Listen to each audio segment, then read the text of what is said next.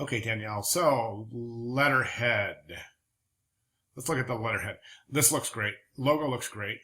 Can't really tell where the edges of the letterhead are on the white background. So a lot of times when you're presenting something for a presentation, or when you're presenting something that's got a white background on um, something that has a white background. So in other words, your letterhead has a white background. You're presenting it on a page that's a white background. There's no way to tell where the edge of the file is. So what you want to do is just draw a little hairline 1 pixel stroke around that. No drop shadow or anything, just a little hairline stroke so that we can see the edge of the page. It's really difficult. Is this the edge of the page? If so, then your footer is way too high. Okay, do you see what I'm saying? So, but the footer with the information that you have, I would recommend using a mailing address here, and that's only because it's going to make this thing a lot more versatile. You can do things like use it as a invoice, a backdrop for an invoice for your freelance work, and it's just going to make it that much more useful, more versatile. As far as the design goes, I'm seeing, it looks like you're trying too hard to make this look hip. That's what I'm getting. So instead of doing that, like for instance, you've got your education and your skills neatly fit into these boxes, and then experience, and then these neat look. You know what I'm saying? I say forget that. I say put content first in your resume. And by that I mean, traditionally list your education: Art Institute of Pittsburgh Online, Associate's Degree, Graphic Design. Use a description there and really emphasize what you've done here and here at Cuyahoga Community College and Art Institute of Pittsburgh.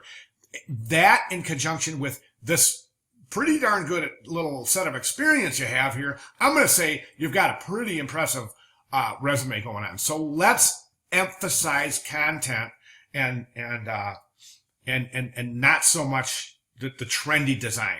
Okay. For example, now I would say education, Art Institute, Pittsburgh Online, Associates of Science, Graphic Design. Then I would go into some descriptive action words, things that you've done there, that you did. Talk about some things that you did. Now, this is where you embellish yourself. I don't mean embellish as a bad thing. I don't mean make things up. This is where you take what you have and make it sound as attractive as possible. And that's going to reach into your imagination a little bit and extract some memorable experiences out of the Art Institute of Pittsburgh and Cuyahoga Community College and enumerate those. Okay. And because that is what we have to work with right now. Did you see what I'm saying? Then in the skills section, I would say, instead of this kind of little stamp, skills. These are my skills. I recommended against the little gas gauge or whatever those things were. Excuse me. And I'm in favor of just saying, hey, just write it out. Say, I am proficient in Photoshop, Illustrator, Dreamweaver, and InDesign. I'm able to cross-platform Windows and Mac. I use Instagram. I'm proficient with MailChimp and use it to promote blah, blah, blah. Okay? Instead of just saying skills: Photoshop, Illustrator, Dreamweaver, InDesign, Mac OS, Windows OS. See what I'm saying? It's monotonous. It sounds like that. Make yourself sound attractive. These are your skills. These belong to you. Make them sound like they're, you know what I'm saying? I hope that makes sense. You're starting to get it here. Morgan Lithographic Designer, Pro Good Managers. I want to show you something here. I just want to show you how important this is. Right here, is that a period? Right there. To achieve their requirements, no, that's a comma, by conducting open communication and executing deadlines. Setting up print files for offset. Comments. See, this needs to be reworded, because that really needs to be impeccably worded. I would say, pump up your skills here and what you do.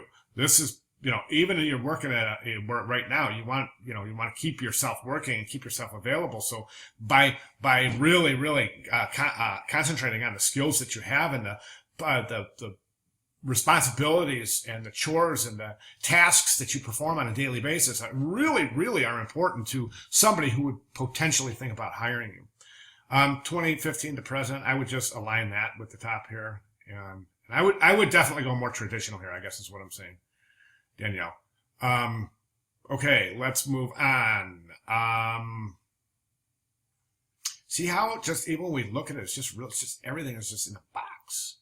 Like everything's in these boxes. You got these boxes everywhere. And I just think a traditional, flowing resume would read better.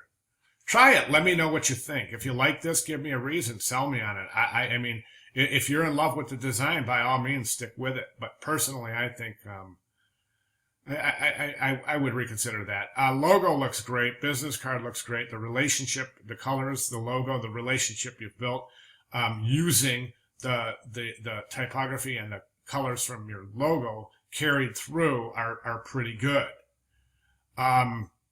Okay, let's move on to the work. I love this sample sheet. Love it. I'm not real sure what this background page is. So we've talked about this work. That looks fabulous. This looks great. You're wanting to center things. I've noticed that. I've noticed that you really have a tendency to want to center everything.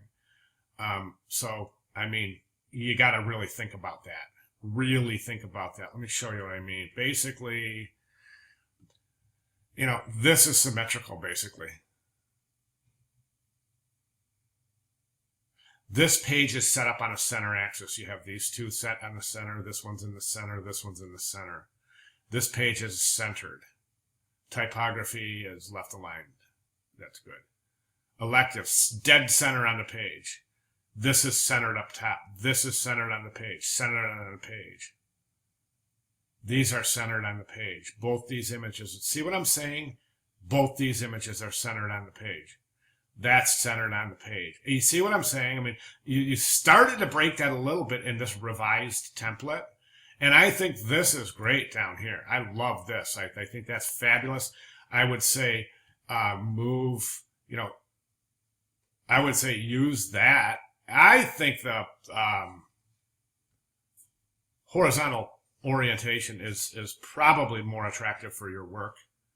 I think it looks better than this vertical orientation. So, all right. So that's what I have. I hope that helped. I know we're coming down to it, so I'm trying to get as many little last bits and pieces I can. So if you need any help here, if anything I'm saying doesn't make sense, or if I need to clarify anything, just please feel free to let me know. All right. Good job. Thanks very much.